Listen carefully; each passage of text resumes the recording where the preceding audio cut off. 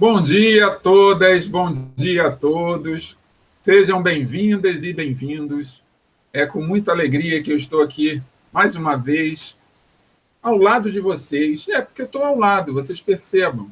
Eu estou aqui junto de vocês, compartilhando esse espaço maravilhoso que permite que a gente se comunique, mesmo estando isolados dentro de nossas casas, mesmo não estando indo ao colégio fisicamente. Estamos aqui reunidos, juntos, compartilhando de conhecimentos, trocando informações, eu aprendendo com vocês, vocês aprendendo comigo, nós aprendendo uns com os outros professores também sempre participando, porque de vez em quando eles também têm suas dúvidas e as suas dúvidas são compartilhadas, e aí ajuda aquele que estava também com dúvida, e aquele que não tem dúvida vai e explica aquele outro, e assim tem que ser com vocês também.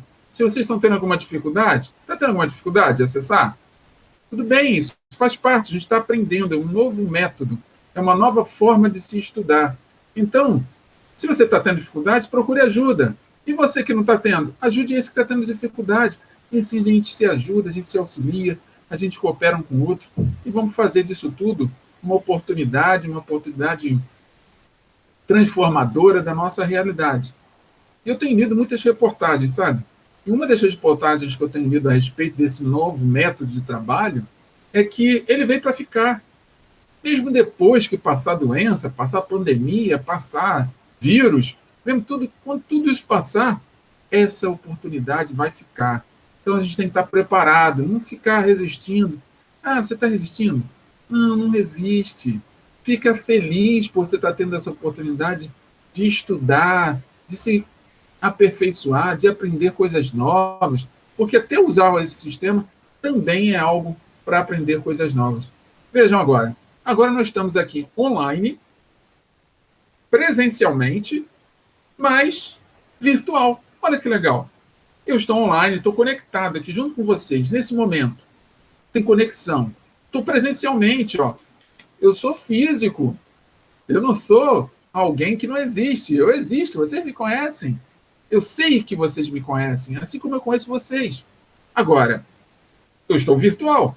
A minha imagem, o meu corpo físico, as minhas palavras, as palavras de vocês agora estão sendo compartilhadas digitalmente. Isso é maravilhoso. A gente está podendo aprender isso.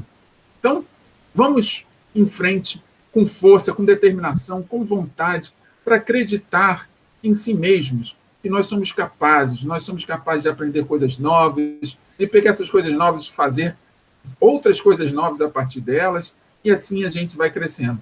Afinal de contas, vocês não são um ensino médio qualquer. Vocês são um ensino médio técnico empreendedor. Lembrem disso. Coloquem aí.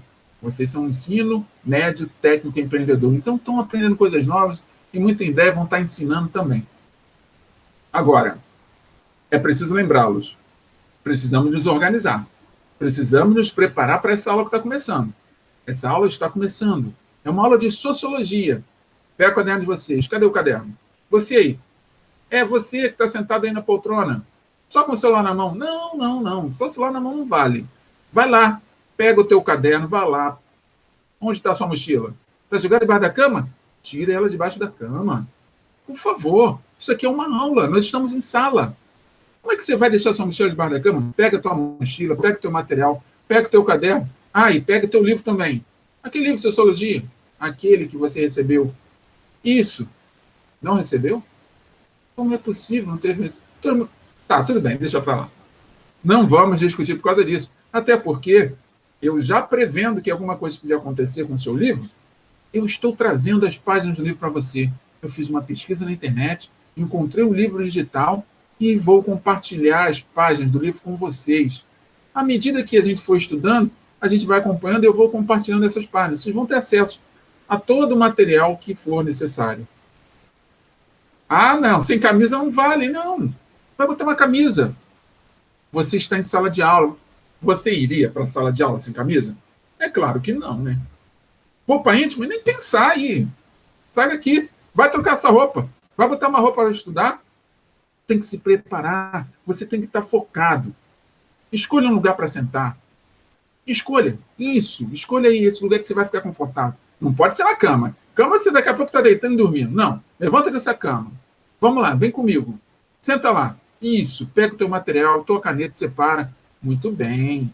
Agora já que está com o caderno na mão, está com o caderno na mão, né? Agora sim. Agora está um estudante de verdade, está bem vestido. Isso, está com o caderno na mão, com a caneta. Agora faz uma coisa para mim aí. Faz uma coisa para mim. Coloca a data de hoje. Agora escreve aí sociologia. Eu adoro quando vocês copiam isso. Coloca a data de hoje, sociologia e professor Cristiano Xavier. Olha que legal. Agora a gente está na sala. Chegamos, sentamos na cadeira, estamos com todo o nosso material. Agora só falta o professor começar a dar aula. E ele já vai começar. Mas ele vai explicar uma coisa antes. A partir de hoje, a nossa aula está gravada. E vai ficar gravada para você ouvir e reproduzir quantas vezes for necessário. E você vai ter 3 alternativas de assistir essa aula. A primeira alternativa, aquela que vai ser divulgada no mural de vocês. Lá no mural do Google Sala de Aula. Você vai ter a alternativa da aula assistida pelo mural ou uma outra alternativa da aula assistida pelo YouTube. Gente, agora essa aula está no YouTube. Olha que legal. Você que tem dificuldade, não tem memória no seu celular, precisa ficar baixando o aplicativo? Não precisa. O YouTube já veio de fábrica. Então você pega seu celular, abre o seu YouTube, acessa a aula pelo seu YouTube. Mas aí tem uma coisa. Para você ter mais facilidade ainda, eu pensei numa coisa. Se eu estou divulgando um vídeo, tanto pelo Google Sala de Aula, quanto pelo YouTube, eu preciso criar um canal no YouTube, não apenas colocar lá. Então eu criei um canal no YouTube. E agora, se você me adicionar e você passar a me seguir, olha, você também vai ser lembrado quando as aulas chegarem. E se as aulas chegarem um pouquinho antes, você vai poder assistir a aula antes da aula aparecer no Google Sala de Aula. Olha que legal. Isso é bom, porque você pode se adiantar. Você pode fazer os seus exercícios quando você tiver aquele tempo livre. E se você tiver um tempo livre, aproveite ele. Aproveite para estudar mais, para aprender mais. Isso muito bom. Isso é muito bom, porque a tua mente fica ocupada. E a mente ocupada faz com que você cresça, se desenvolva mais rápido. E quanto mais rápido você se desenvolver, mais bem preparado para o futuro que está chegando, você vai estar. Tá bom? Então, aproveite essas alternativas que eu dei. Ou você pode assistir pelo Google Sala de Aula, ou você pode assistir pelo aplicativo do vídeo que o YouTube lhe permite, através do seu smartphone. Tá bom? Agora, vamos começar a nossa aula? A nossa aula vai começar da seguinte maneira. Vocês devem estar vendo aí a primeira página do livro que a gente vai trabalhar. É a página 172, como vocês podem ver aqui. Página 172. Então, quem está com o livro físico, abre o livro físico na página 172 e me acompanhe. Não está com o livro físico? Me acompanhe aqui lendo. Você está aqui junto comigo. Então, vamos ler juntos. Vamos ler juntos. Então, eu vou começar a ler a página e, na medida que a gente for lendo, a gente vai discutindo, vai explicando. E se você tiver qualquer dúvida, coloque aqui o comentário. Clique aqui e coloque o seu comentário.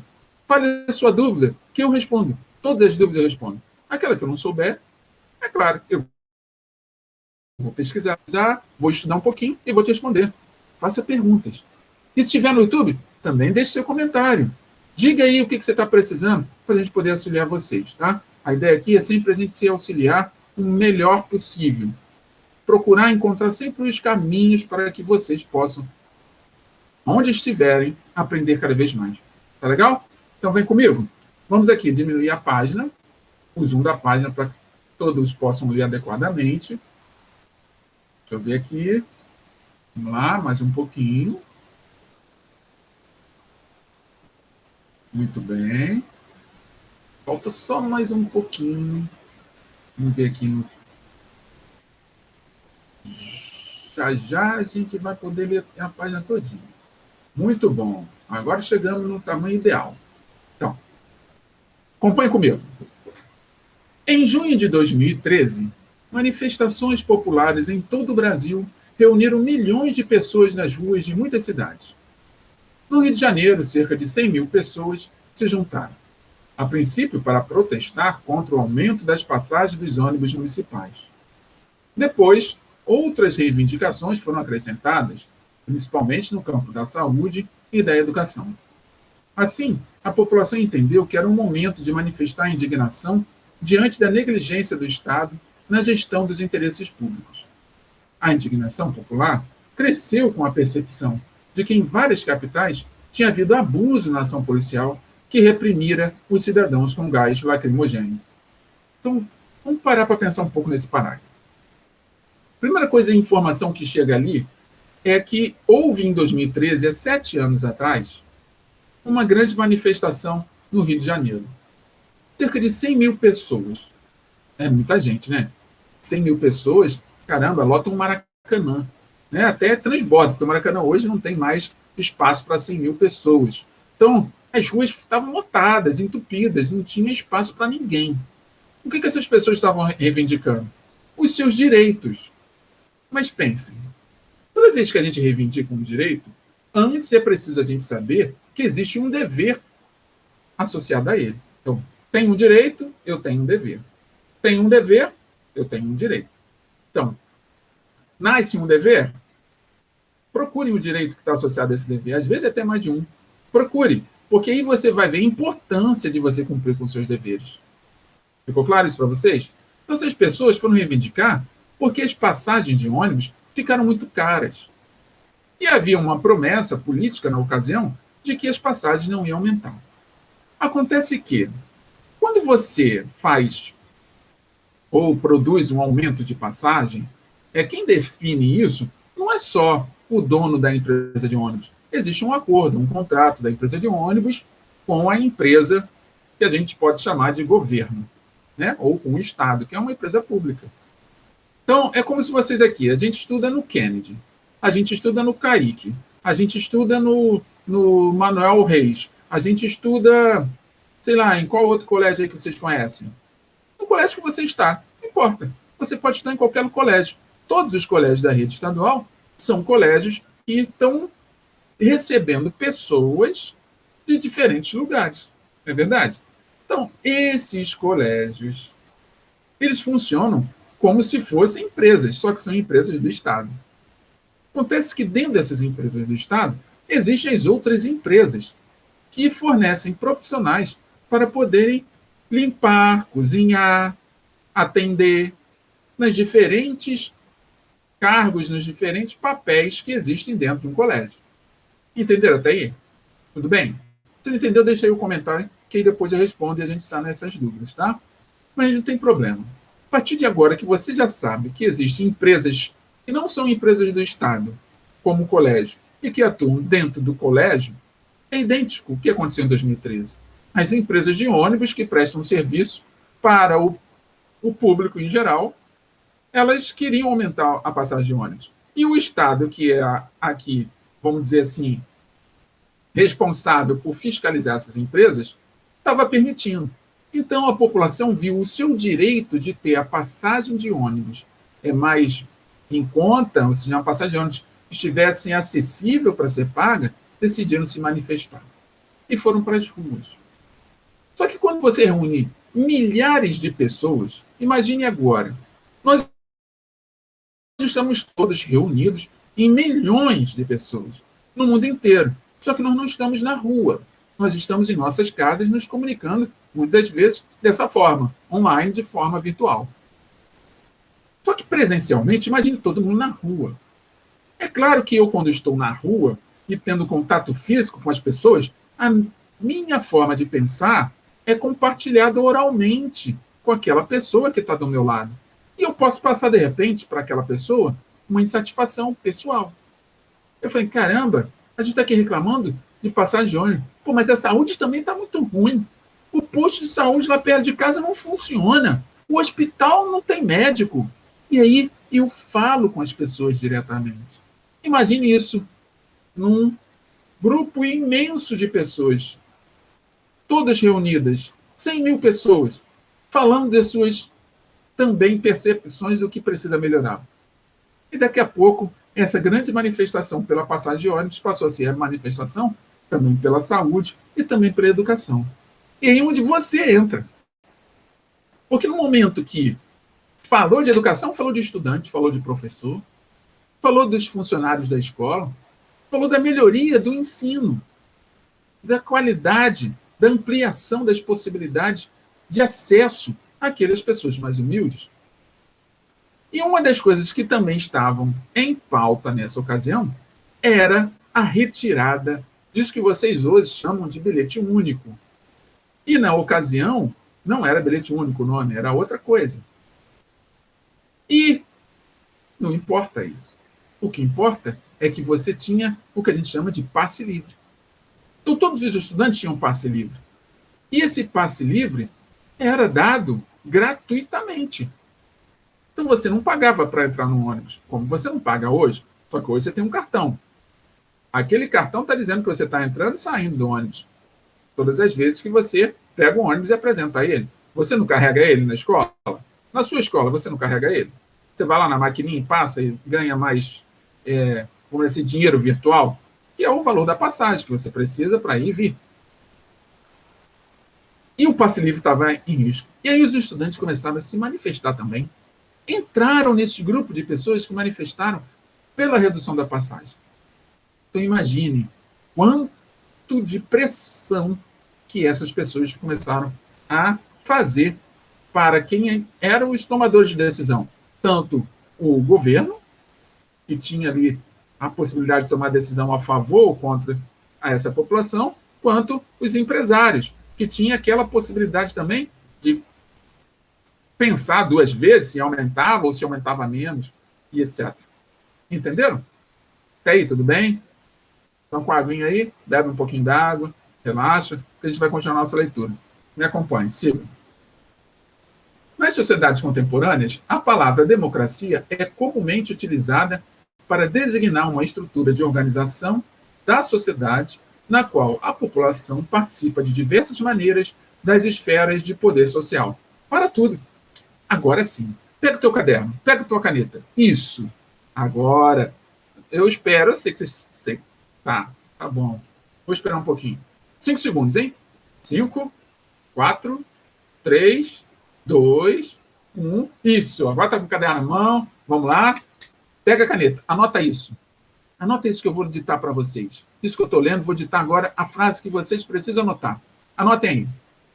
Nas sociedades contemporâneas, a palavra democracia é comumente utilizada para designar uma estrutura de organização da sociedade na qual a população participa de diversas maneiras das esferas de poder social.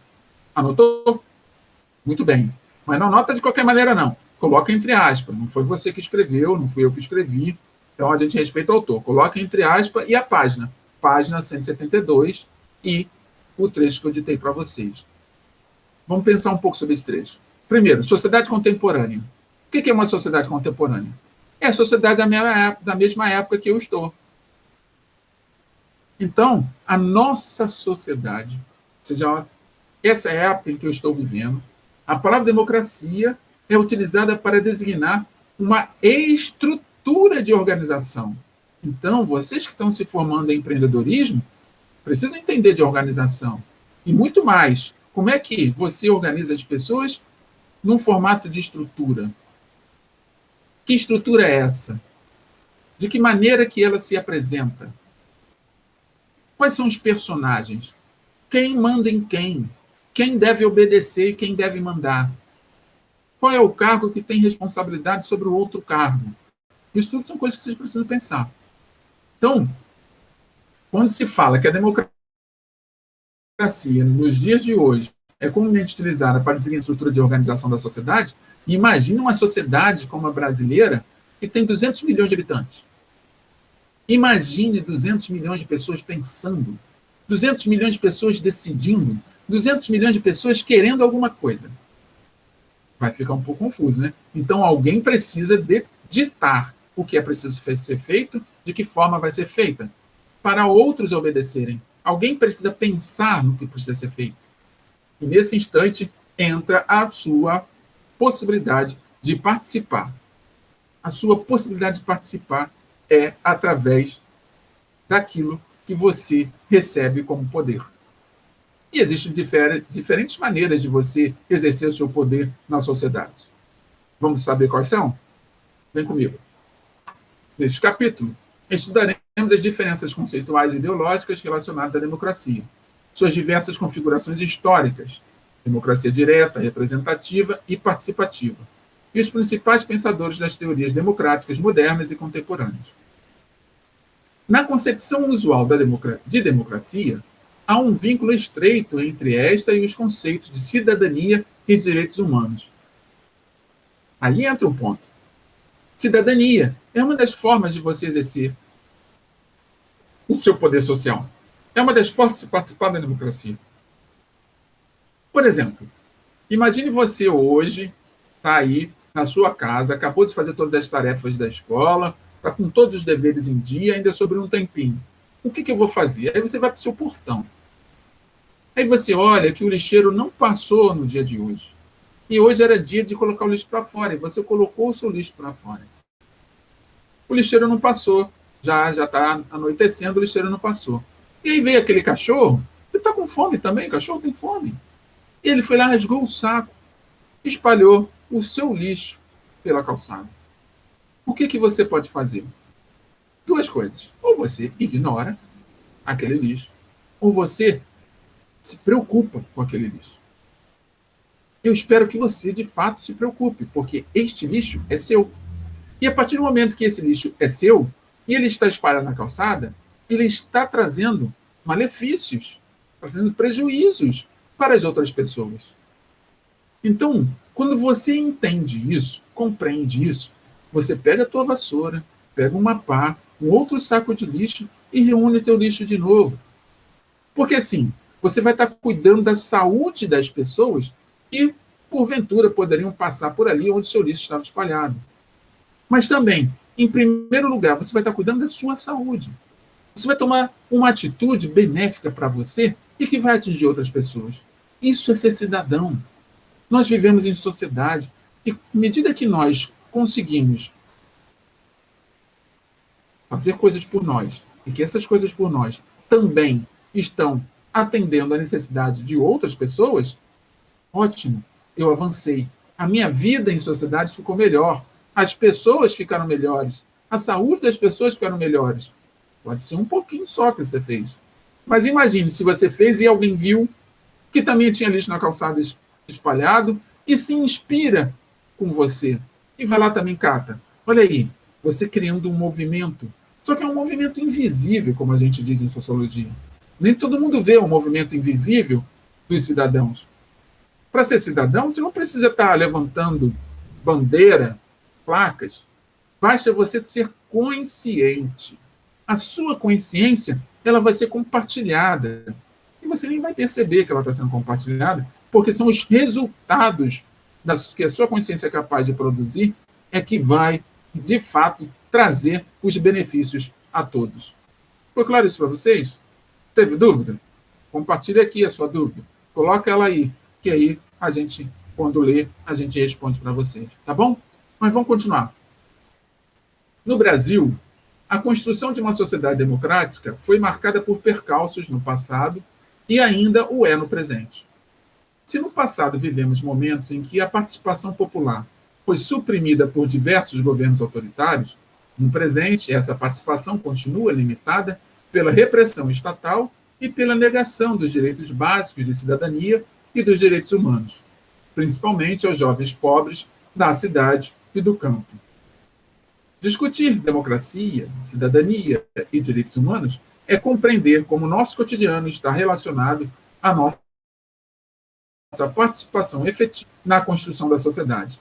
Para tudo que está fazendo e me ouça. Isso é para anotar. Pega de novo tua caneta, abre o teu caderno se você fechou, vai lá, debaixo da outra frase que você copiou.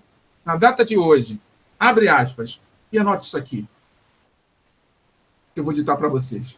Discutir democracia, aqui esse penúltimo parágrafo do texto. Discutir democracia, cidadania e direitos humanos é compreender como o nosso cotidiano está relacionado a nossa participação efetiva na construção da sociedade. É isso. O nosso cotidiano interfere diretamente na construção da sociedade. É esse exemplo que eu dei para vocês em relação a você pegar o seu lixo que foi espalhado. Imagine o que movimento maravilhoso que você fez de tornar a sua rua, a seu bairro, a sua cidade melhor. Não é papel só do gari levar o seu lixo embora. É seu papel também cuidar daquele que ficou. Entendem? E quem sabe também cuidar daquele que ainda não foi levado. Porque você que está jogando ele fora, foi você que produziu esse lixo. Você tem responsabilidade sobre ele. E em sociedade nós somos responsáveis uns pelos outros. Claro que os níveis são diferentes. As responsabilidades de uns pelos outros são em níveis diferentes. Por exemplo, eu agora estou aqui junto de vocês e tenho um certo grau, certo nível de responsabilidade. Se eu decidir não dar essa aula, talvez vocês fiquem chateados, mas eu vou ficar muito magoado comigo mesmo, porque é o meu papel. Eu estou aqui para isso. Eu estudei para isso. Eu me preparei para isso. Então, imagine você que está preparado para estudar e decide não estudar. Magoe-se com você mesmo. Comece a pensar, por que eu não estou estudando? Eu estou trazendo para mim algum benefício em não estudar? E acorde, levante-se do lugar onde você está, saia da sua acomodação, seja mais ativo. Vem comigo, vamos ser ativos. Vamos lá, vamos ler, vamos continuar essa leitura, que ela já está quase acabando. Ao contestarem o aumento das tarifas de ônibus, milhões de pessoas protestaram em todo o país. A luta inicial pela redução das tarifas e pelo passe livre levou a outras demandas sociais, como o fim da violência policial, a democratização das decisões de gastos públicos e a universalização dos direitos de cidadania. Vou adiantar uma coisa para vocês. Nós, quando vivemos em sociedade, numa sociedade democrática, nós temos acesso a alguns direitos que nós chamamos de direitos sociais. Um dos direitos sociais que nós temos e que precisamos ter compreensão e consciência dele é o direito à educação. O direito à educação é um direito social. Todo mundo tem esse direito a partir do momento que isso está como uma lei. Porque nós vivemos num país democrático. E é lei que todos têm direito à educação. Então, é um direito seu estudar. Então, faça valer esse direito. Lute por ele. Beleza? Vamos continuar? Então, vamos lá. Aqui embaixo, nós não vamos nos ater muito a esse detalhe, mas eu gostaria de destacar com vocês a importância desse item cronologia. Quem está com o livro físico pode ver esse item cronologia todo com o livro aberto nas duas páginas, né? A página 172 e 173. Em que você vê que começa aqui, ó, em 1688, com a Revolução Gloriosa na Inglaterra, triunfo do liberalismo político, e aí passa por 1787, 1789, ó, quando houve a Revolução Francesa, e foi na Revolução Francesa que começou a aparecer as primeiras leis que tratam dos direitos humanos, ainda não era o direito humano que a gente vê hoje, mas foi lá na Revolução Francesa, do reconhecimento da importância de cuidar uns dos outros. E aí vem em 1824, que foi quando houve a primeira Constituição do Brasil, foi promulgada a primeira Constituição do Brasil, 1824, 2 anos do Brasil independente. Né? Em 7 de setembro de 1822, o Brasil se tornou independente. Vocês lembram disso? E? Não lembram? Não é possível. É claro que vocês lembram. Vocês, talvez, só na mente de vocês tem muita coisa, muita informação, vocês não souberam ir lá buscar essa informação onde ela está. Mas é claro que vocês lembram. Em 7 de setembro de 1822, o Brasil se tornou independente. O que não quer dizer que ele se tornou uma república, que é uma outra coisa que vai acontecer depois. Depois. E esse momento em que vocês entendem que o Brasil se tornou independente em 1822, o primeiro ato de transformar um país em independente é ele ter uma Constituição, ou seja, um conjunto de leis, uma carta magna, como a gente chama, em que rege certas leis principais que vão reger o comportamento das pessoas em sociedade. Então, isso foi a primeira no Brasil, foi em 1824. Aí vem em 1888, a abolição da escravidão, que a gente já vai estar comemorando aí no próximo mês, dia 13 de maio.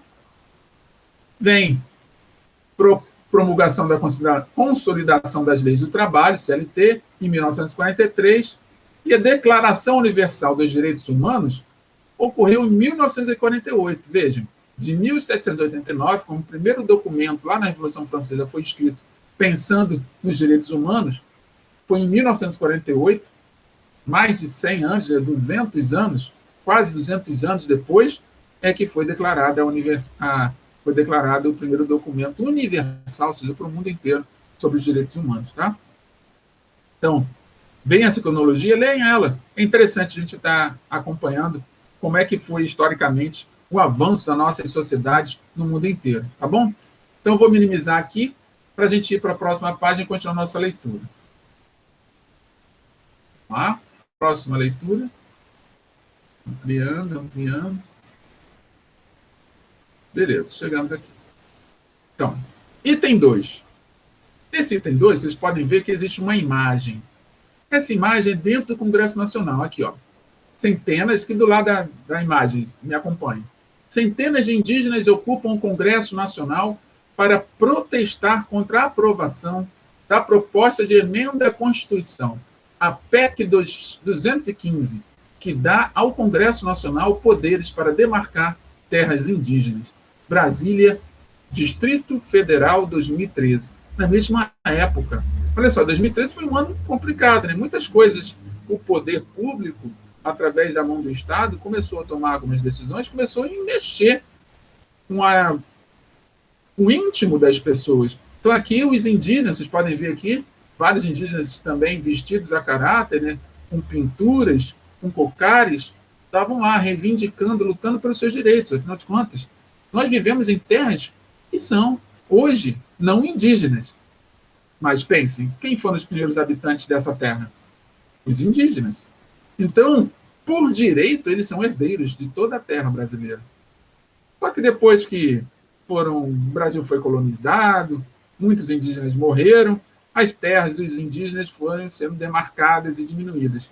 E em 2013, houve uma lei que foi anexada à Constituição que mexeu num direito. Olha o que eu estou falando, um dever e um direito. Essa lei que trouxe um dever, da obediência. O da obediência de que o seu limite agora, indígena, é aqui. Daqui para lá, essa terra não é mais sua. E esse dever mexeu num direito, que era o direito à terra, que já era garantido previamente antes dessa lei mudar. E aí os indígenas, se sentindo contrariados, não é para menos, foram lá reclamar junto àqueles deputados, senadores que tomaram essa decisão. E é assim, todas as vezes que uma coisa nos inquieta, alguma coisa nos deixa insatisfeitos, a gente tem todo o direito do mundo de reivindicar, desde que a gente tenha os argumentos para que essa reivindicação seja ouvida minimamente, tá? Até vocês, estudantes, como viram, também estavam reivindicando em 2013 a questão do passe livre. Ficou claro isso para vocês? Beleza? Então vamos ler esse pedaço aqui para a gente finalizar nossa aula já com essas ideias todas mais claras na nossa mente. E se tem alguma dúvida, comente. Deixa aí sua pergunta que eu respondo para vocês, tá bom? E lembrando que você pode comentar aqui no Google Sala de Aula, que é importante comentar no Google Sala de Aula, mas também, se quiser deixar seu comentário lá no particular, lá no YouTube, pode também deixar o comentário, que depois eu respondo aqui no Google Sala de Aula para vocês, ou lá no YouTube também, tá bom? Então vamos lá, vamos concluir essa aula. Item 2, democracia. Vamos ampliar aqui, suficiente. Está dando para ver aí, todo mundo? Deixa eu aumentar só mais um pouquinho. A gente tira aqui esse pedacinho aqui do lado, e aí fica melhor para todo mundo assistir, tá? Democracia. O conceito de democracia como o poder do povo surgiu na Grécia Antiga, aproximadamente no século V a.C. O termo democratia é composto dos vocábulos demos, povo, e kratos, poder, por isso poder do povo, entenderam? A democracia é, assim, um regime político que pressupõe a existência de um governo direto ou indireto, da população mediante eleições regulares para os cargos administrativos do país, do estado ou do município. Vou ler de novo porque li muito rápido e pode ser que vocês não tenham entendido. Então, a democracia é, assim, um regime. Então, guardem isso. Quem está com a canetinha aí pode fazer uma observação. A democracia é um regime político. Existem outros regimes que não são democráticos, como o regime de ditadura. A ditadura também é um regime político, assim como a democracia. São totalmente diferentes uns dos outros, tá? Então, a democracia é um regime político que pressupõe a existência de um governo direto ou indireto da população. Ou seja, o que é um governo direto ou indireto? Direto, você participa, está envolvido diretamente. Indireto, você só escolhe e fica só olhando. Tipo, quando eu escolho um vereador fulano de tal para eu votar nele, e ele vence, e muitas vezes eu falo assim, agora que ele venceu, agora é com ele, não tem mais nada a ver com isso. Isso também é uma forma de democracia, de participação, só que é indireta. E existe aquela direta, votei no vereador, agora eu vou acompanhar ele, cotidianamente, o que ele está fazendo, quais os projetos que ele está fazendo, se esses projetos são para a minha comunidade, de onde que ele veio, se são benefícios, ou então não tem valor nenhum, não serve para nada. Então eu acompanho. Isso já é uma participação mais direta, tá bom? Vamos continuar. Mediante eleições regulares para os cargos administrativos do país, do estado e do município. Lembrando, eu falei vereador. Vereador é cargo do município. Se fosse estado, seria deputado. E se for no país, também é deputado. Sendo que no estado, deputado estadual. No país, deputado federal. Tanto vereador quanto deputado. Anotem isso aí no caderninho de vocês, que a gente vai comentar isso muito em breve. Então, vereador, deputado estadual e deputado federal, eles fazem parte daquilo que a gente chama de poder legislativo. O que vem a ser o poder legislativo? Só adiantando a aula para vocês. Olha que legal, hein? Estou adiantando o futuro para vocês. Ó. Então, poder legislativo é aquele poder responsável por legislar, ou seja, escrever as leis. Poder legislativo, as pessoas que estão no poder legislativo, os deputados federais, deputados estaduais e os vereadores, eles escrevem leis. Eles analisam qual é a necessidade da comunidade, do estado, do país e escrevem leis. Essas leis, segundo deveriam, né, servem para auxiliar o nosso desenvolvimento, melhorar a nossa vida em sociedade, nos trazer prosperidade, organizar melhor aquele espaço, permitir que todo mundo possa ter acesso aos benefícios sem distinção de cor, raça, idade, etc. e tal. Então, é isso que está na lei, tá bom? Beleza? Entenderam isso? Então, vamos fechar essa aula. No entanto, o exato significado de poder do povo depende do período histórico da sociedade que se tem como referência, assim como de diferenças conceituais e ideológicas. Por exemplo, ao longo da história, o atributo de cidadão já foi exclusivo de proprietários de terras, de homens brancos, de homens letrados, de homens e mulheres adultos e etc. Pois é verdade isso. Se vocês gostam de história, ou quem não gosta de história, pode ser curioso. Vai lá dar uma pesquisada. Nem sempre foi assim. Então, quem tinha direito nas sociedades, às vezes era porque eram só homens, ou então porque tinham que ser homens brancos, os negros não tinham, ou então apenas homens e mulheres, crianças e adolescentes não tinham acesso a nada. Então, é um conjunto de mudanças dentro das leis que, ao longo da história, por isso que eu falei da cronologia com vocês, e apontei aqui a cronologia, porque dentro da cronologia você vai percebendo como, ao longo da história, muitas transformações sociais foram acontecendo, e muitas dessas transformações sociais elas vêm na forma de lei. Então, são pessoas da sociedade que entram para a política e que fazem, dentro da política, alterações nas leis para fazer com que essa sociedade fique melhor organizada. Ficou claro isso para vocês? Ficou? Então vamos concluir a aula. Se não ficou, também não se preocupe. Deixe seu comentário aí, deixe a sua dúvida, que depois eu respondo, tá bom? Então, em nossos dias existem diferentes concepções de democracia presentes na sociedade. Há os que defendem a ideia de democracia como algo que diz respeito apenas à esfera política. Votar e ser votado, por exemplo. Outras a aplicam também a áreas da vida econômica, como participar na definição do orçamento público de certa localidade. Social, decidir sobre leis que tratem da vida privada, como questões ligadas à sexualidade ou à reprodução, como ocorre em relação ao aborto. Cultural, opinar sobre que aparatos de cultura, como teatros e cinemas e de lazer, por exemplo, parques e praças, serão instalados, em que quantidade e onde.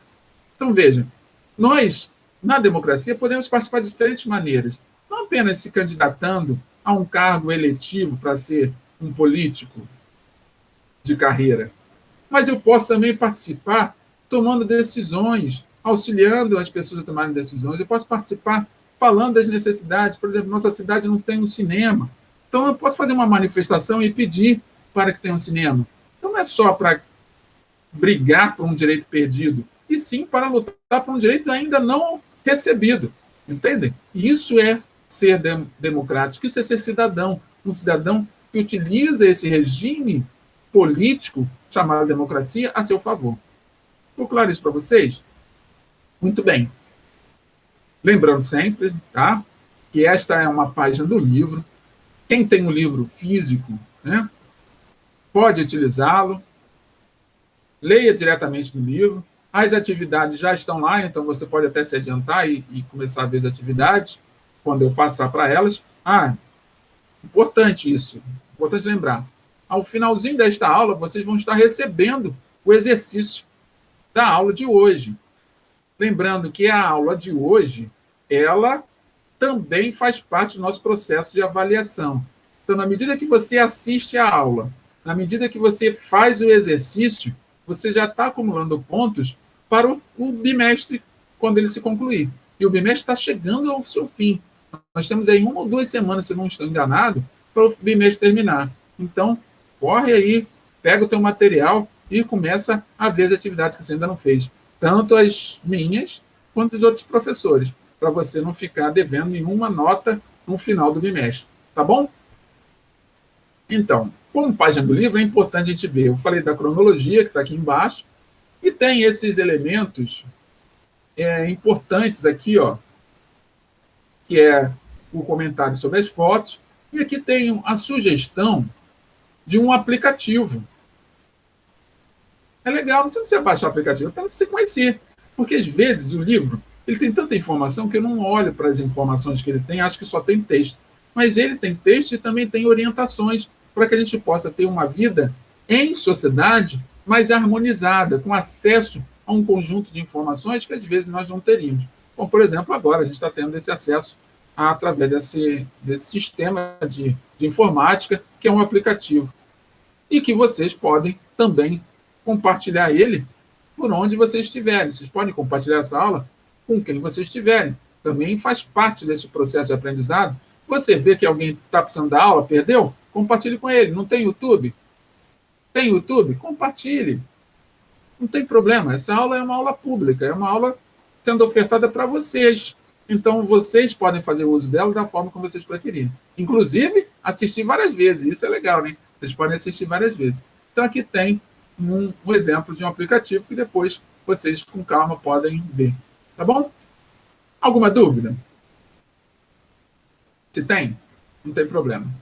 Deixa aí seu comentário, escreva o que você tem de dúvida, e eu vou, assim que essa aula terminar, vou estar acompanhando vocês e vou finalmente estar podendo responder cada uma dessas suas perguntas. Tá legal? No mais, a gente se vê na próxima semana, nesse mesmo horário, para que a gente possa dar continuidade ao nosso processo de aprendizado. Um beijo no coração de vocês, fiquem todos com Deus e muito obrigado por terem estado aqui comigo compartilhando esse espaço. Até a próxima.